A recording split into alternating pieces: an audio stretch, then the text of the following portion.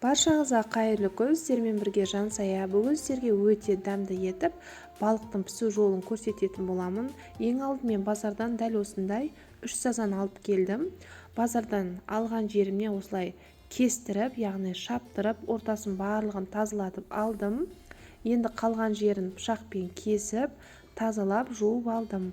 Каналыма тіркелмеген болсаңыз, каналыма тіркеліп, менімен бірге видеоны соңына дейін көрулеріңізді сұраймын. Барлығын осылай кесіп алып, тазалап, жуып алдым. Сонан соң осылай бет жақтарын қатты емес, сәл-пәл осылай кесіп шығамыз. Екі бетінде кесіп шығамыз.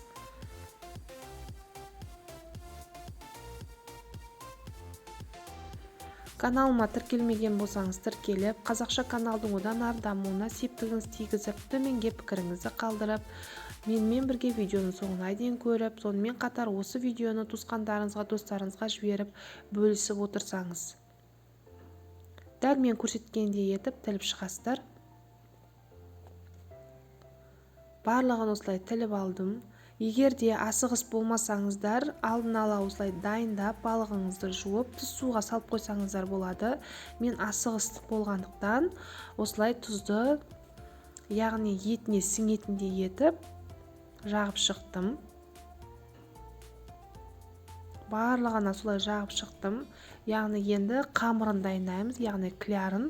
3 дана жұмыртқамызды жарып алып, араластырып аламыз. Үстінен суымызды құямыз, жақсылап араластырып аламыз. Менің тұзым татымды болғандықтан мен бұған тұз салмадым. 9-10 қасық, яғни ас қасық ұн саламыз. Ұнымыз түйдектеліп қалмау керек, жақсылап араластырамыз. Міне дәл осындай сұйықтықта болады. Бізге керек енді подливтың заттарын дайындап қоямыз. Тәтті бұрышы 2-3 штук. Пиязымызды дәл осылай 5-6 данасын алып турап қойдым.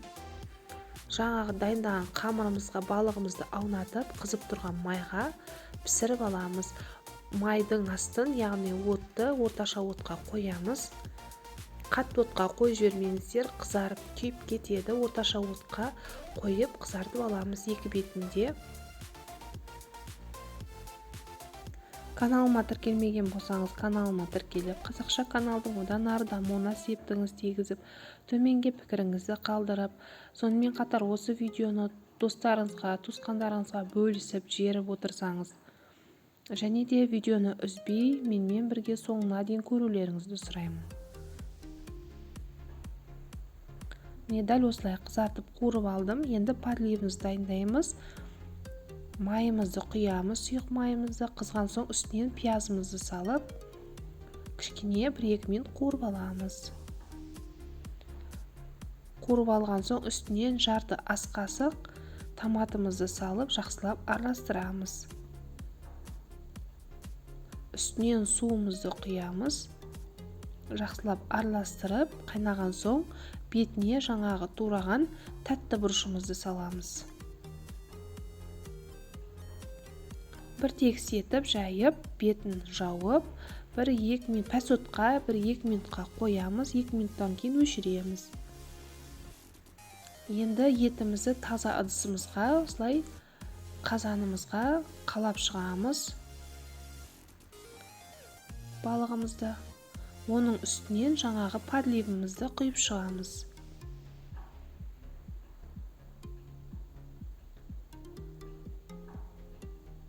Бұның үстінен тағы да балығымызды қойып шығамыз. Тағы да солай бірінің үстінен бірін подлив қойып, құйып шығамыз.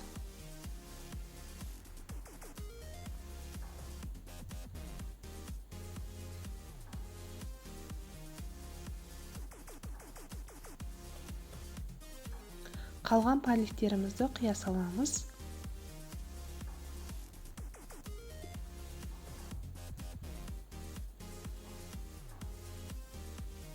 Пәс отта бетін жауып 10-15 минут бұқтырамыз.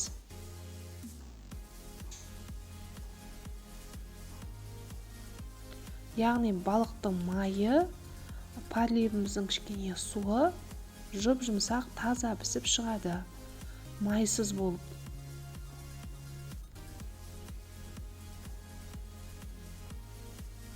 Каналыма тіркелмеген болсаңыз, каналыма тіркеліп, қазақша каналдың одан ары дамуына септігіңіз тигізіп, төменге пікіріңізді қалдырып, достарыңызға, туысқандарыңызға бөлісіп отырсаңыз, міне көрсетемін сізге, қараңыздар. Майсыз, өте жұмсақ болып шыққан. Міндетті түрде осы рецептпен жасап көріңіздер, ас болсын.